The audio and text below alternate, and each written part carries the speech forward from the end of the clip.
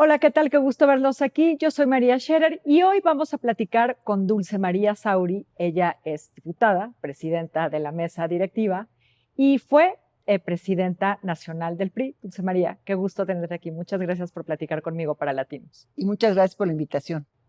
Eh, a ver, vámonos para empezar un poco para atrás, si te parece. Entiendo que en estos, por lo menos en estos últimos meses, el partido estuvo lejos del grupo parlamentario. En las últimas semanas del periodo ordinario, clave para asuntos de primera importancia, ¿no? La reforma energética, el proceso electoral mismo, ¿no? que estaba acercándose, apenas había instrucciones, indicaciones políticas del presidente del partido.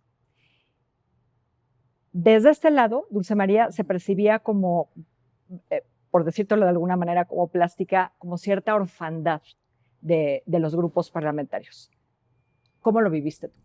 A ver, primero quiero decirte una cosa.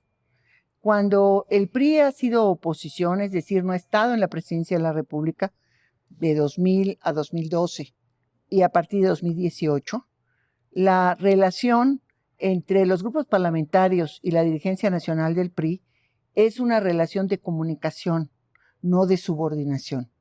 Y aún habiendo la situación delicada de la enfermedad de nuestro coordinador, René Juárez Cisneros, desde mediados del mes de abril, la comunicación con el partido se ha mantenido en asuntos de relevancia. Y el partido, la dirigencia nacional, ha sido respetuosa también de las determinaciones que toma el grupo parlamentario, porque los problemas, vamos a decir, prácticos cotidianos, pues solamente el grupo parlamentario los puede conocer y los puede resolver. Y esto viene de un debate muy duro que tuvimos cuando la primera vez que perdimos la elección presidencial, estamos hablando del 2000. En marzo de 2001, nos juntamos 3 días los 320 integrantes del Consejo Nacional del PRI, ese era el número en aquellos años, para discutir todo sobre el partido. ¿Por qué habíamos perdido la elección? Conocer a detalle el informe de la Secretaría de Elecciones y una cuestión fundamental. ¿Cuál iba a ser la relación de la dirigencia con los grupos parlamentarios? Porque al PRI le quedaban esos dos grupos importantes y un tercero que era el de los gobernadores. Pero ¿cuál iba a ser la relación? Y la piedra fundamental de ese debate fue ni más ni menos que IVA a los alimentos y medicinas. Lo que se señaló era que el partido tenía el derecho de poner en sus estatutos, bueno, en su programa de acción, su determinación a rechazar tajantemente el IVA en alimentos y medicinas, y que el grupo parlamentario tenía la obligación de respetar esa parte del programa de acción. Me acuerdo mucho porque fue un duelo de tribunos, de un lado y del otro.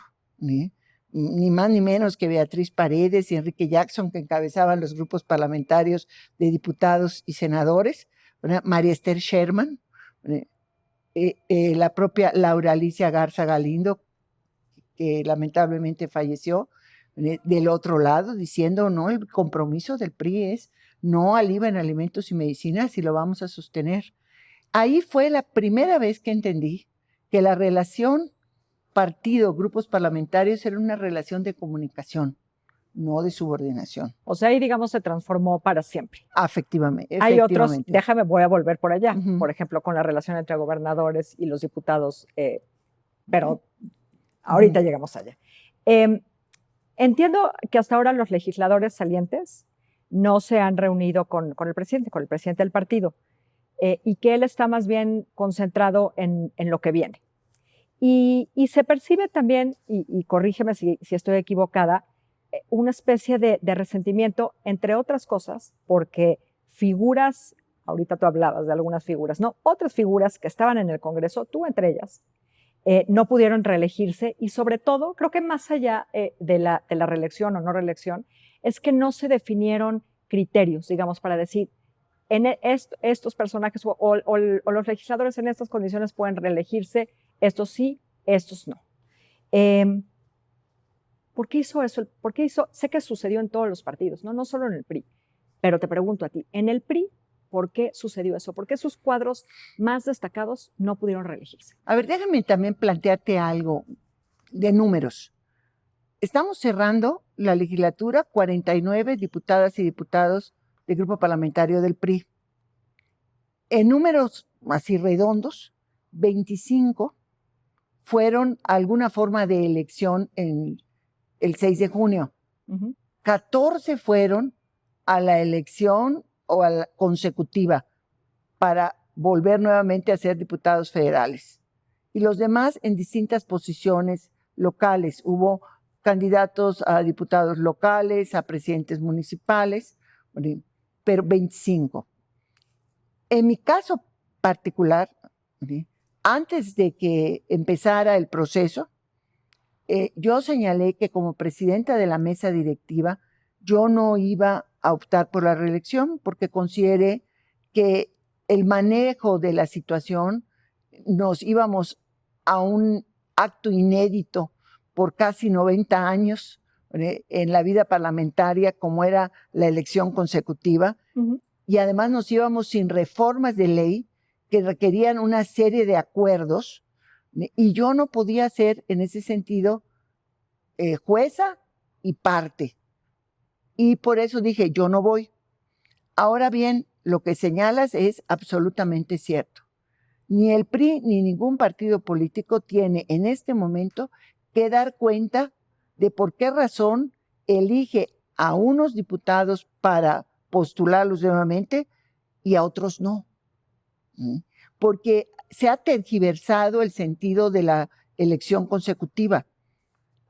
No es para los partidos, es para la ciudadanía que tiene que definir si premia o castiga a su representante a través del mecanismo de postular nuevamente y buscar otra vez los votos. Y en ese sentido, nada más te anticipo que estamos un pequeño grupo trabajando una iniciativa de reforma constitucional precisamente para que quien sea legislador, legisladora y su partido no explique por qué razón no lo vuelve a postular, pueda hacerlo directamente. O sea, justamente se trata de definir esos criterios que no existen. Sí, porque vuelvo a insistir, tenemos que quitarle esa supuesta prerrogativa que tienen los partidos, porque no es de ellos, es de la sociedad. Correcto. Otros ausentes en el diálogo parlamentario me parece que han sido los gobernadores del PRI, con excepciones, ¿no? Quizá Del Mazo, Astudillo, Riquelme, y tú me dirás si se me pasa otro por ahí. Pero justo, ¿no? Vuelvo a tu primera respuesta, siempre se habló del poder que ejercían los gobernadores sobre los legisladores. Entiendo lo que decías de la no subordinación, ¿no? Pero parece que no hay ni siquiera coordinación, ¿no? Se acabó esta relación, también está planteada de otra manera desde el 2000 o a lo mejor posterior. ¿Cómo es? A ver, te puedo decir que no hay diputados en varios de los estados todavía gobernados por el PRI. En 2018 no lograron triunfos de mayoría y tampoco esos estados estaban en la lista de representación proporcional. A bote pronto y sin ánimo a ser exhaustivos, te puedo decir que Oaxaca, gobierno priista, 0. Hidalgo, gobierno priista, Cámara de Diputados, 0. Y así puedo analizar todos y cada uno de los estados gobernados por el PRI y veremos que con la excepción del Estado de México, la excepción de Coahuila, por cierto, con 2 triunfos de mayoría y un diputado de representación proporcional, Rubén Moreira, que va a ser el próximo coordinador. Y Guerrero, ni más ni menos que con el diputado René Juárez, nuestro coordinador. Pero la inmensa mayoría, ahorita que escuchaba tu pregunta, me salía decirte, es que no hay diputados. Entonces, yo le atribuyo parte de esta, vamos a decir, distancia, precisamente a esa situación.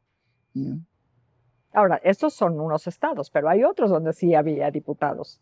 Bueno, tú mencionaste con los que teníamos coordinación, con esos que había diputados, la tuvimos. Dulce María, has dicho que se necesita una Asamblea Nacional para ver por dónde va el partido, pero hay quien dice que la Asamblea Nacional puede ser el punto final de la presidencia de Alejandro Moreno. ¿Sí es así? ¿No es así? Y en todo caso, ¿cuánto más puede posponerse la Asamblea? Bueno, la Asamblea Nacional hay dos maneras de verla. Una es la obligación estatutaria de realizarla, que ha habido por las circunstancias de la pandemia una prórroga a la fecha, y que pueda ser organizada simple y llanamente para poder mandar una comunicación al INE diciendo cumplimos, no nos sanciones. Esa es una. La otra es verla como una oportunidad. Y vuelvo al referente del año 2000 y la derrota en la elección presidencial. Todo 2001 lo empleamos a partir de ese aquelarre de 3 días en organizar la Asamblea Nacional que se llevó a cabo en noviembre de ese mismo año. La organización de la Asamblea fue la razón por la que el PRI empezó a levantarse después de la derrota. La organización, no solo la realización del evento, porque fue la culminación de un trabajo de meses. Por eso yo veo que la próxima asamblea es una oportunidad que no puede dejar pasar el partido, porque el peligro más grande para el PRI es el silencio, confundir lo que es la disciplina partidista con no decir, no expresar malestar, no expresar opiniones, porque la unidad solo se construye a partir de esas expresiones de las diferencias. Es que no me parece que el presidente del partido lo vea como una oportunidad, ¿no? Parece que no le corre la menor prisa. Pues yo esperaría una convocatoria y un tiempo razonable. Ya mencioné que nosotros nos llevó casi un año la organización de la asamblea, porque previamente tuvimos asambleas municipales, tuvimos asambleas distritales, estatales, los sectores y las organizaciones hicieron lo propio. Hubo una movilización de miles de priistas en todo el país y finalmente el evento mismo de la Asamblea Nacional congregó a más de 11,000 delegados y delegadas en 7 sedes que funcionaron simultáneamente. El PRI se mostró como un partido vivo y vigente y capaz de hacer lo que es fundamental, construir una opción de gobierno.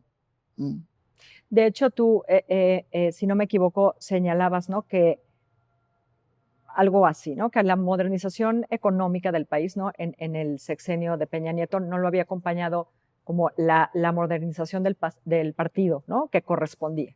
Y que eso era inaplazable, y lo dijiste ya hace tiempo. Hace tiempo, al iniciar el gobierno del presidente Enrique Peña Nieto, he releído algunas entrevistas de aquellos días y creo que estaba yo, vamos a decir, con la claridad de saber que un gran proyecto de modernización económica como el que trajo el sexenio pasado tenía necesariamente que ser acompañado de un gran proyecto de modernización política, que lo hubo, pero no partidista. No se puede perder más tiempo. Indudablemente que no, las condiciones desde luego no son ni con mucho las de 2000, ni siquiera las del 2012, ¿no? Son condiciones muy complicadas, muy duras, pero esa es la realidad que tenemos. Y si queremos que el PRI cumpla 100 años en 2029, tenemos que aplicarnos a hacer lo posible. Con respecto del grupo parlamentario que viene, ¿no?, en la Cámara de Diputados hay, creo que 2 visiones, por lo menos en términos de opinión pública, dominantes, ¿no? La de que no hay un liderazgo único en el grupo parlamentario y que, por lo tanto, las votaciones quedarán sueltas, ¿no?, por decirlo de algún modo. Y otra es radicalmente distinta, ¿no? Que la legislatura carece de grandes figuras, ¿no? Que varios de los legisladores que la conforman le deben su trayectoria o la trayectoria que viene al presidente del partido y que por lo tanto van a ser, digamos, dóciles frente a él. ¿Hay un poco las dos? ¿Ninguna? ¿Cómo lo ves tú? Mira, yo creo que ni una ni otra en términos absolutos. Claro que hay figuras, una tan figura es que hasta la Fiscalía General de la República le anda siguiendo los pasos. Me refiero a Ildefonso Guajardo. Yo veo a Ildefonso como un diputado muy activo y además con experiencia legislativa, porque no sé si sería la tercera o cuarta ocasión en que es diputado federal, y capaz, muy capaz en todos los temas económicos. Y tenemos también la experiencia del propio gobernador Moreira, la experiencia política de Moreira, con su trayectoria.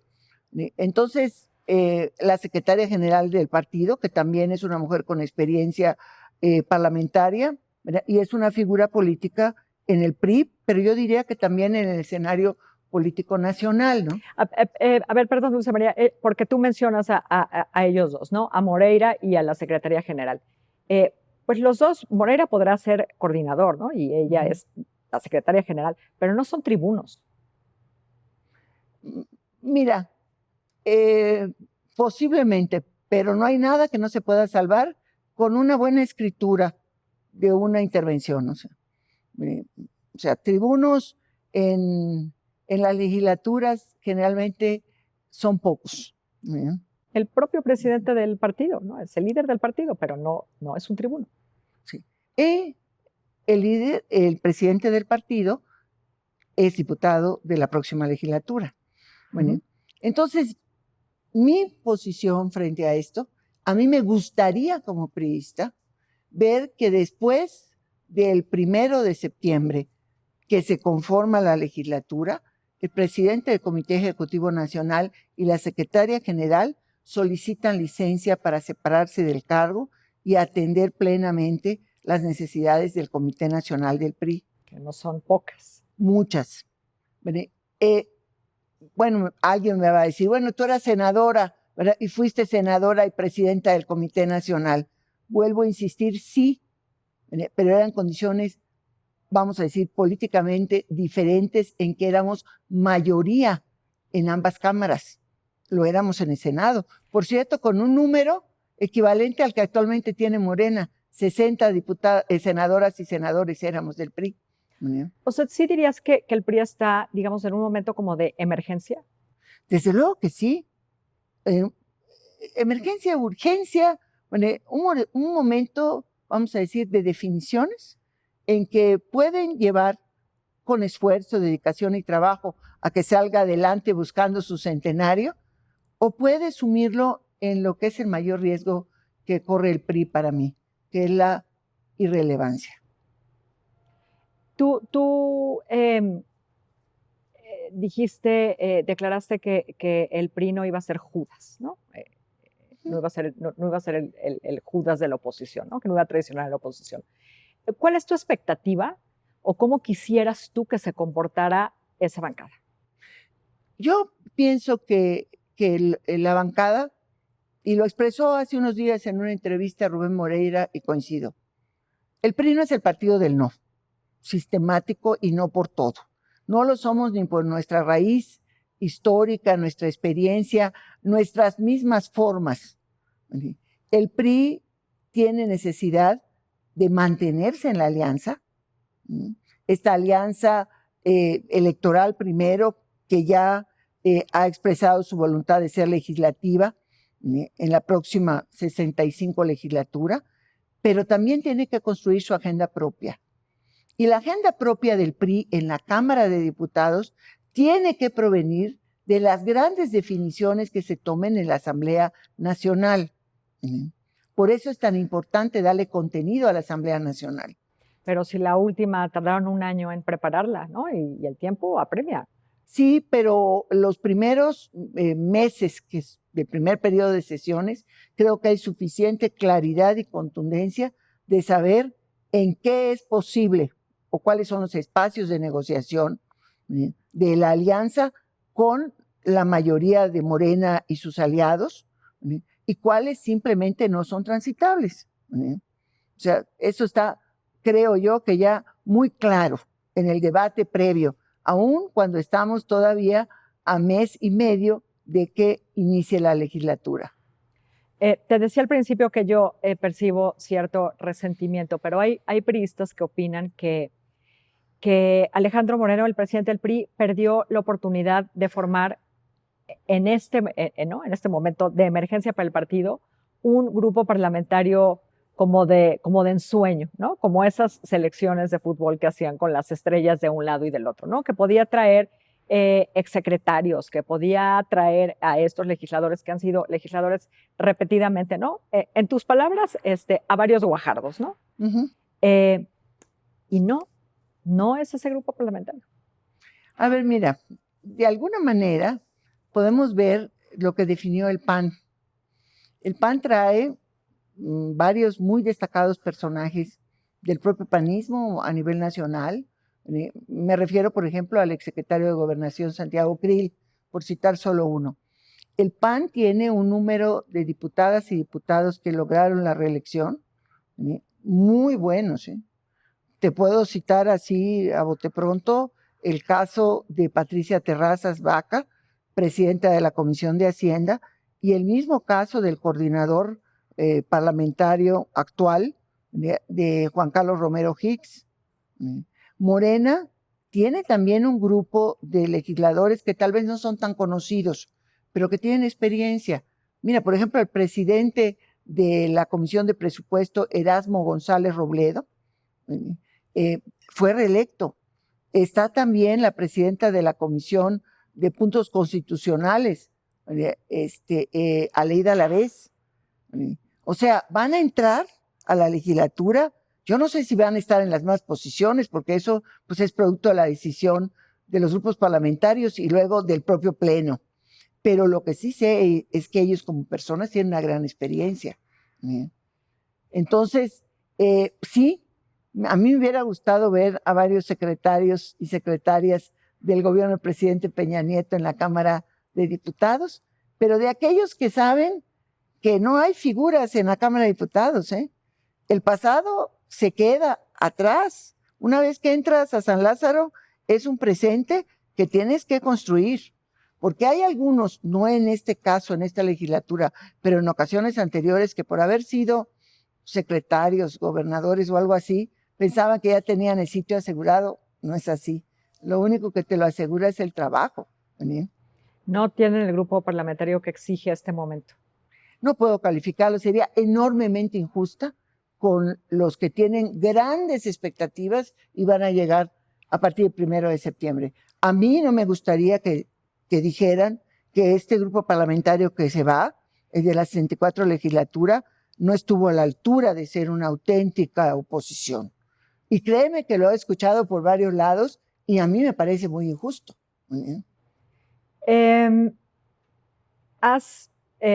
Te has referido un par de veces al centenario del PRI en 2029.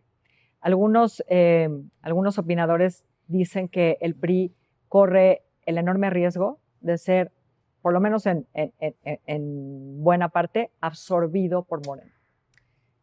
¿Va a haber PRI en 2024? ¿Va a haber PRI en 2029? Depende, nene. Como en Alcohólicos Anónimos, un día a la vez. ¿Por qué razón? Viene la cita electoral de 2022. 6 gubernaturas, 2 de las cuales en este momento son priistas. Oaxaca e Hidalgo. Uh-huh. ¿Qué va a pasar primero con la postulación de las candidaturas en los 2 estados? ¿Cómo se va a procesar la alianza en términos electorales? ¿Va a mantenerse? Esa es la primera interrogante. Segunda y muy importante interrogante. 2023 y la elección de Coahuila y el Estado de México, uh-huh. Particularmente el Estado de México. Uh-huh. Es fundamental para el PRI ganar la elección del Estado de México para, incluso en una alianza opositora, poder participar en la elección presidencial con posibilidades reales de ganar. Pero eso pasa por el Estado de México y pasa por 2023. Mi deseo es el centenario. Mi realidad dice que día a día, cita electoral, hay que írselo ganando. Correcto. Dulce María, te agradezco muchísimo esta conversación para Latinos. Mucho gusto. Y muchísimas gracias como siempre a usted. Yo me voy a tomar unas semanas de vacaciones, pero muy pronto nos vemos por aquí de nuevo. Gracias y que descanse.